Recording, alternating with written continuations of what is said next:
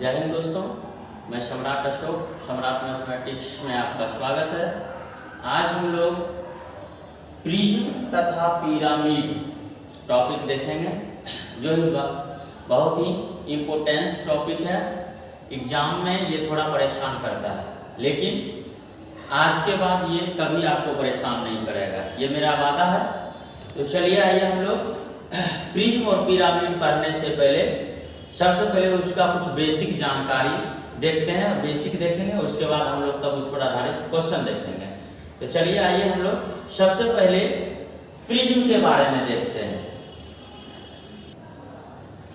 तो हम लोग अभी प्रिज्म के बारे में सबसे पहले देखेंगे और प्रिज्म में उसका बेसिक जानकारी, उसका फार्मूला देखेंगे, थीम देखेंगे और उसी पर आधारित हम लोग क्वेश्चन देखें कैसे बनाते हैं। तो सबसे पहले प्रिज्म के बारे में समझ लीजिए। एक प्रिज्म जो होता है, प्रिज्म का आकार, ये प्रिज्म है।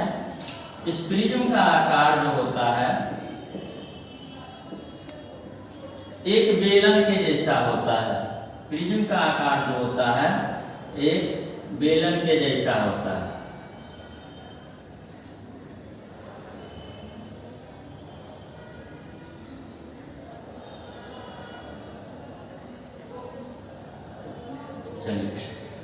प्रिज्म का आकार जैसा कि अभी हमने बोला एक बेलन के जैसा होता है, लेकिन बेलन का आधार, ऊंचाई, हर एक चीज निश्चित होता है। प्रिज्म में भी आधार, ऊंचाई निश्चित होता है। फर्क ये होता है कि बेलन का आधार जो होता है, जो फिक्स है, हमेशा वृत्ताकार होता है, लेकिन प्रिज्म का आधार जो है वो बदलता रहता है। प्रिज्म का आधार त्रिभुज, वर्ग, आयत कुछ भी हो सकता है। इसलिए थोड़ा सा यहाँ लिखने के ढंग में अंतर है, लेकिन दोनों में एकदम बिल्कुल समानता है। समानता क्या है वो दिखाते हैं। जैसे कि हम बेलन का देखते हैं आयतन। बेलन का आयतन देखिएगा तो बेलन का आयतन होता है पाई आर स्क्वायर एच। तो पाई आर स्क्वायर में जरा गौर कीजिएगा। पाई आर स्क्वायर जो होता है वो होता है बेलन के आधार का क्षेत्रफल। बेलन का जो आधार होता है वो निश्चित होता है, जो कि वृत्ताकार होता है। तो वृत्त का क्षेत्रफल पाई आर स्क्वायर मतलब ये आधार का क्षेत्रफल, अब गुना में ऊंचाई। तो बेलन का आयतन होता है आधार का क्षेत्रफल गुना ऊंचाई। क्योंकि इसका आधार निश्चित होता है, जो कि वृत्त होता है, इसलिए यहाँ पर पाई आर स्क्वायर गुना एच किया जाता है, जो कि लिखा नहीं जाता है। लेकिन चूंकि प्रिज्म में उसका आधार त्रिभुज, आयत, वर्ग कुछ भी हो सकता है, वहां पर तो आधार निश्चित था वृत्ताकार, इसलिए पाई आर स्क्वायर फिक्स था। लेकिन यहाँ पर आधार जो है वो अलग अलग हो सकता है। अभी जैसे त्रिभुज है तो आधार त्रिभुजाकार, वर्ग होगा तो वर्गाकार, आयत होगा तो आयताकार, कोई अलग चतुर्भुज होगा चतुर्भुजाकार, अलग अलग रहने के कारण इसमें भी उसी प्रकार होता है। अगर प्रिज्म का आयतन लीजिएगा तो प्रिज्म का आयतन भी होता है आधार का क्षेत्रफल गुना ऊंचाई। तो यहाँ पर आप आधार के क्षेत्रफल में किसी आयत, वर्ग वगैरह का फार्मूला नहीं रख सकते या वृत्त का फार्मूला नहीं रख सकते। यहाँ पर लिखना पड़ेगा आधार का क्षेत्रफल गुना ऊंचाई, क्योंकि इसका आधार जो है वो निश्चित नहीं हो सकता। कभी त्रिभुज होगा, कभी वर्ग होगा, कभी आयत होगा, इसलिए यहाँ पर आधार का क्षेत्रफल गुना ऊंचाई लिखना पड़ता है। ठीक उसी प्रकार अब आइए बेलन का CSA, बेलन का वक्र पृष्ठीय क्षेत्रफल, जिसको अंग्रेजी में आप कर्व सरफेस एरिया बोलते हैं। तो बेलन का CSA जो होता है वो 2 पाई आर एच। तो 2 पाई आर एच, तो यहाँ पर थोड़ा गौर कीजिएगा, ये जो 2 पाई आर है वो बेलन के आधार का परिमाप। आधार वृत्ताकार, तो वृत्त का परिधि या परिमाप क्या होता है 2 पाई आर। यहाँ का आधार का परिमाप का गुना ऊंचाई, यानी बेलन के आधार का जो परिमाप होता है वो वृत्त का होता है, इसलिए ये वृत्त का परिमाप और गुना ऊंचाई। तो बेलन का वक्र पृष्ठीय क्षेत्रफल होता है आधार का परिमाप, यानी 2 पाई आर एच। क्योंकि वृत्ताकार होता है, फिक्स है, इसलिए यहाँ पर 2 पाई आर एच लिखा जाता है। लेकिन फिर आइए प्रिज्म में अगर प्रिज्म का पृष्ठीय क्षेत्रफल या वक्र पृष्ठीय क्षेत्रफल देखिएगा, यानी CSA देखिएगा, तो उसमें आधार का परिमाप, आधार निश्चित नहीं रहता। यहाँ पर त्रिभुज, वर्ग, आयत कुछ भी हो सकता है, इसलिए आधार का यहाँ परिमाप लिखा जाता है गुना में ऊंचाई। फिर बेलन का TSA अगर देखते हैं तो बेलन का TSA होता है वक्र पृष्ठीय क्षेत्रफल। ये वक्र पृष्ठीय क्षेत्रफल प्लस में 2 गुना आधार का क्षेत्रफल, सबसे पहले तो संपूर्ण पृष्ठीय क्षेत्रफल में वक्र पृष्ठीय क्षेत्रफल प्लस में 2 गुना आधार का क्षेत्रफल, जिसके इसका आधार फिक्स होता है वृत्ताकार, इसलिए 2 गुना नीचे भी वृत्त ऊपर भी वृत्त, 2 गुना आधार का क्षेत्रफल। और पहले आपका CSA होगा। दूसरा, इधर यदि आप प्रिज्म में आते हैं तो प्रिज्म का संपूर्ण पृष्ठीय क्षेत्रफल लीजिएगा, यानी प्रिज्म का टोटल सरफेस एरिया TSA लीजिएगा। यहाँ पर भी देखिए 2 गुना 1 सिरे का क्षेत्रफल, तो 2 गुना 1 सिरे का क्षेत्रफल, तो देखिए 2 गुना 1 सिरे का क्षेत्रफल आप प्लस में CSA, वहां भी CSA या प्लस 2 गुना 1 सिरे का क्षेत्रफल। तो इस तरह बेलन और प्रिज्म में हर एक चीज की समानता होती है, यानी एक समान होता है। और आपको नीचे हमने नोट में भी लिखा दिया है कि एक प्रिज्म का आकार बेलन जैसा होता है, परंतु बेलन का आधार निश्चित होता है जो कि वृत्ताकार होता है, जबकि एक प्रिज्म का आधार त्रिभुज, वर्ग, आयत आदि हो सकता है। तो चलिए आइए इस आधार पर यदि हम लोग पूरा इसका बेसिक समझ गए हैं, क्योंकि प्रिज्म का पूरा बेसिक यानी पूरा फॉर्मूला, पूरा स्ट्रक्चर बेलन के ही आधार पर बनता है। अंतर ये होता है कि बेलन का आधार जो होता है वो वृत्त होता है, इसका आधार अलग अलग होता है। इसके कारण यहाँ पर हमेशा आधार का क्षेत्रफल, तो आधार का परिमाप, एक सिरे का क्षेत्रफल ये लिखना पड़ता है, और यहाँ वृत्त फिक्स रहता है, इसलिए वृत्त के फॉर्मूला पर सेटिंग रहता है बेलन। तो अब आइए हम लोग इस पे आधारित कुछ क्वेश्चन देखते हैं। क्वेश्चन कैसे होगा, तो चलिए आइए देखते हैं क्वेश्चन। तो हम लोग अभी इसके बेसिक समझे हैं, अब हम लोग इसका क्वेश्चन देखते हैं। कुछ क्वेश्चन है आपका, एक प्रिज्म का आधार समबाहु त्रिभुज के आकार का है, जिसकी प्रत्येक भुजा 4 सेंटीमीटर तथा प्रिज्म की ऊंचाई 5√3 सेंटीमीटर है, तो आयतन ज्ञात करें। आयतन दिया है आपको 60 घन सेंटीमीटर, 50 घन सेंटीमीटर, 40 घन सेंटीमीटर और 30 घन सेंटीमीटर। तो देखते हैं इसका आयतन क्या है। देखिए अभी तुरंत जैसा कि आपने पढ़ा, आपको बेसिक दिखाया कि एक प्रिज्म का जो आधार होता है वो निश्चित नहीं रहता, उसमें त्रिभुज, वर्ग, आयत कुछ भी हो सकता है, लेकिन उसका हर एक बेसिक, हर एक फॉर्मूला बेलन के जैसा होता है।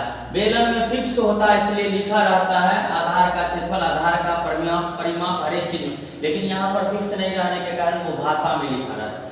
तो अभी आपको आयतन पूछ रहा है, तो देखिए इधर बेलन का जो आयतन है, बेलन का आयतन है पाई आर स्क्वायर, यानी आधार का क्षेत्रफल गुना ऊंचाई, जैसे कि हमने आपको पहले लिखाया था। यहाँ पर आयतन पूछ रहा है, तो प्रिज्म का आयतन हो जाएगा, प्रिज्म का आयतन बराबर आधार का क्षेत्रफल गुना में ऊंचाई, आधार का क्षेत्रफल गुना ऊंचाई। आधार का क्षेत्रफल का आधार कैसा है, तो आधार जो है एक समबाहु त्रिभुज के आकार का है, तो समबाहु त्रिभुज का क्षेत्रफल रखिए। समबाहु त्रिभुज का क्षेत्रफल क्या होता है, समबाहु त्रिभुज का क्षेत्रफल 3/4 गुना में भुजा स्क्वायर, तो भुजा क्या है समबाहु त्रिभुज का 4 सेंटीमीटर, तो √3/4 इंटू में 4 इंटू 4, यानी ये हो गया हमारा आधार का क्षेत्रफल, गुना में उस प्रिज्म की ऊंचाई, तो प्रिज्म का ऊंचाई दिया है 5√3, तो 5√3, और यही हमारे प्रश्न का आंसर हो जाएगा। ये आपके प्रिज्म का आयतन, यहाँ से ये 4 से 4 कैंसिल, यहाँ से आपका हो जाएगा 4 पंचे 20 और 20 दिया 60, तो हमारे प्रश्न का आंसर हो जाएगा 60 घन सेंटीमीटर, और यही आपके प्रश्न का आंसर हो जाएगा। यानी यदि आपके पास कॉन्सेप्ट क्लियर है, इस तरह के प्रश्न बनाने में मुश्किल से 5 सेकंड लगेंगे। पहले आपको कॉन्सेप्ट यानी आपको बेसिक और फॉर्मूला क्लियर होना चाहिए।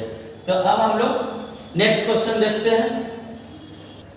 क्वेश्चन है, एक प्रिज्म का आधार त्रिभुज के आकार का है तथा भुजाएं 5 सेंटीमीटर, 7 सेंटीमीटर और 8 सेंटीमीटर है, तथा उस प्रिज्म की ऊंचाई 12 सेंटीमीटर है, तो वक्र पृष्ठीय क्षेत्रफल ज्ञात करें। यानी प्रिज्म का वक्र पृष्ठीय क्षेत्रफल यानी उसका CSA, कर्व सरफेस एरिया आपको निकालना है। तो जैसे कि पहले हम आपको आयतन, वक्र पृष्ठीय क्षेत्रफल और संपूर्ण पृष्ठीय क्षेत्रफल बेसिक दिखा दिया था, उसी आधार पर यहाँ भी देखिए हम लोग उसको कैसे सेकंडों में हल करते हैं। प्रिज्म का अभी आपको बताया था, प्रिज्म का वक्र पृष्ठीय क्षेत्रफल, प्रिज्म का कर्व सरफेस एरिया यानी CSA, वक्र पृष्ठीय क्षेत्रफल बराबर क्या होता है, तो प्रिज्म का जो वक्र पृष्ठीय क्षेत्रफल होता है एक बेलन के जैसा ही होता है। तो देखिए बेलन का वक्र पृष्ठीय क्षेत्रफल क्या है, 2 पाई r। तो बेलन में 2 पाई r चूंकि आधार वृत्ताकार जो कि निश्चित है, जिसके कारण 2 पाई r यानी आधार का परिमाप गुना में ऊंचाई। तो इधर चूंकि आधार निश्चित नहीं रहता है, इसलिए इधर लिखना पड़ता है आधार का परिमाप गुना में ऊंचाई। आधार का परिमाप गुना में ऊंचाई। यदि आप आधार का परिमाप की चर्चा करेंगे इस क्वेश्चन में, तो क्वेश्चन बोल रहा है उसका आधार त्रिभुज के आकार का है, जिसकी भुजाएं 5 सेंटीमीटर, 7 सेंटीमीटर, 8 सेंटीमीटर। जिस त्रिभुज की तीनों भुजा यानी त्रिभुज में 3 भुजा, तीनों भुजा अलग अलग हो, वो एक विषमबाहु त्रिभुज होता है। यदि विषमबाहु त्रिभुज है तो उसका आधार का परिमाप क्या होगा? तो किसी भी त्रिभुज का परिमाप होता है उसके भुजाओं का योग। इस त्रिभुज का आधार का परिमाप हो जाएगा भुजाओं का योग, तो 5 + 7 + 8, ये हो गया आधार का परिमाप। गुना में उस प्रिज्म की ऊंचाई जैसा कि दिया हुआ है आपका 12। इधर आप जोड़ दीजिए 8 7 15, 15 5 20, 20 गुना 12, 12 दूना 24 यानी 240 वर्ग सेंटीमीटर यानी सेंटीमीटर स्क्वायर हमारे प्रश्न का आंसर है। यदि आपके पास कॉन्सेप्ट क्लियर है तो इस तरह प्रिज्म और पिरामिड के क्वेश्चन बनाने में मुश्किल से 3 से 4 सेकंड लगता है, अन्यथा बनता ही नहीं है। तो चलिए हम लोग अभी दूसरा क्वेश्चन देखें, अब हम लोग आगे तीसरा क्वेश्चन देखते हैं। तीसरा क्वेश्चन है आपका, एक प्रिज्म का आधार वर्गाकार है जिसकी प्रत्येक भुजा 8 सेंटीमीटर है तथा उस प्रिज्म की ऊंचाई 12 सेंटीमीटर है, तो संपूर्ण पृष्ठीय क्षेत्रफल क्या होगा? आपको संपूर्ण पृष्ठीय क्षेत्रफल यानी टोटल सरफेस एरिया पूछ रहा है। तो जैसा कि बार बार हम लोग चर्चा कर रहे हैं, प्रिज्म का पूरा फिगर, पूरा फॉर्मूला बेलन के जैसा होता है। बेलन का फर्क ये होता है कि बेलन का आधार निश्चित जो वृत्ताकार होता है, इसका आधार बदलते रहता है, कुछ भी हो सकता है, इसलिए उसी के अनुसार आपको फॉर्मूला रखना पड़ता है। तो सॉल्यूशन आइए देखते हैं। तो आप देख रहे हैं बेलन का संपूर्ण पृष्ठीय क्षेत्रफल जो होता है, ये आधार का सबसे पहले संपूर्ण पृष्ठीय क्षेत्रफल होता है वक्र पृष्ठीय क्षेत्रफल प्लस आधार के क्षेत्रफल का 2 गुना। यहाँ भी आपको क्या करना पड़ेगा? संपूर्ण पृष्ठीय क्षेत्रफल यानी प्रिज्म का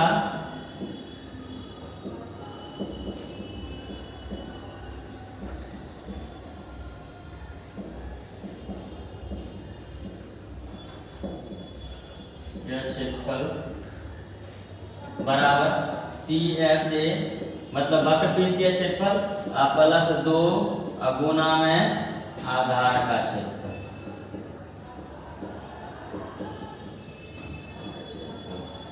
तो चलिए आइए अब डिजिट रखते हैं।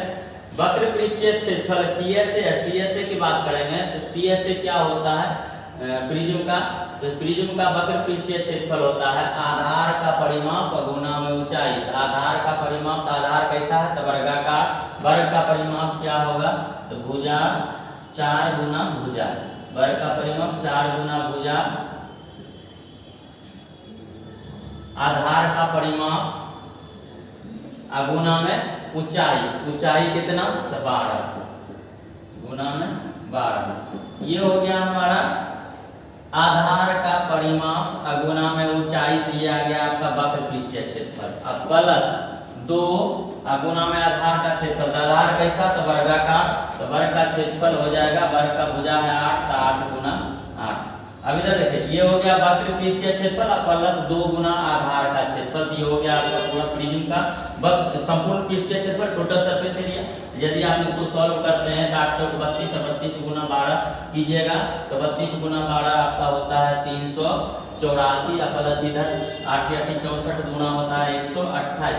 यदि आप इसको कैलकुलेट करते हैं, जोड़ते हैं, 8 4 12, इधर हो जाएगा 8 2 10 1 11, इधर 4 1 5 यानी 512 सेंटीमीटर स्क्वायर और हमारे प्रश्न का आंसर भी हो जाएगा 512 सेंटीमीटर स्क्वायर।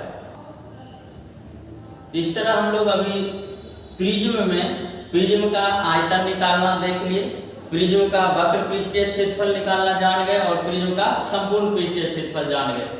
यदि आपके पास कॉन्सेप्ट है तो क्वेश्चन बनाने में सेकंड लगेंगे, यदि कॉन्सेप्ट नहीं है यही प्रिज्म पिरामिड एकदम बहुत एक अलग सा टाइप सा क्वेश्चन दिखता है जो आपसे बनता ही नहीं है। तो आपको सबसे पहले उसका कॉन्सेप्ट समझना पड़ेगा। तो मैंने कोशिश किया आपको इस वीडियो में कि सबसे पहले हमने प्रिज्म का कॉन्सेप्ट क्लियर किया, फिर अब हम लोग आगे अब पिरामिड देखते हैं।